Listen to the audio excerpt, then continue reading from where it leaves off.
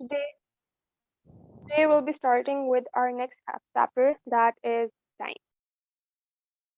So, under this chapter, we're going to be doing or learning what the two kinds of clocks are, which means that our 12-hour clock and our 24-hour clock, what is the difference between them, and how are we going to convert between the two. So, first of all, uh, what is a 12-hour clock?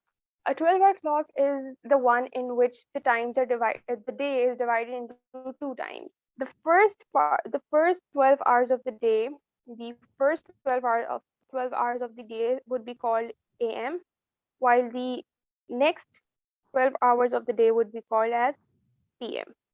So the first 12 hours mean that 1 a.m., 2 a.m., 3 a.m. till 12 a.m. Okay. Till 12 p.m. So from 12 p.m. you'll be starting your second half of the day. That would be from 12 p.m. to your your 12 a.m. again, which means that till 11:59 p.m. All right. Whereas in your 24-hour clock, what we do is divide our we do not divide our day into parts, but we take it as just one day as 24 hours, and we write it as, for example, if you were supposed to write your 1 a.m. in a 24-hour clock, you'll be writing it as 0100. However, if you're going to write 1 p.m. in your 24-hour clock, you'll be writing it as 1300. Understand? So the PM goes like 1300 and the AM goes like 0100. Yeah. So your AM would always be from 1 till 12. So your all your aims would be converted from, for example, the first part of your day would be from 0000 till your 12:00, and the second part of the day would start at 12:01 to your 23:59. All right. Okay.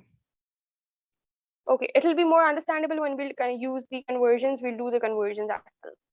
So moving forward with it, we have some important things that we need to learn. That is 1 year in our time conversion. Our 1 year would always be taken as 365 days Yes. approximately. Uh, 1 day always equals to 24 hours. Our 1 minute equals to 60 seconds. Your 1 hour equals to 60 minutes, which is also 3600 seconds. So the questions, they'll always be asking you to convert between different times. They'll be telling you to convert your days into hours, or your hours into minutes, or your minutes into seconds. So these are the important conversions that you should be knowing about. All right. I have a question. Yeah. So 60 minutes is 360 3600 seconds. Yes. Okay.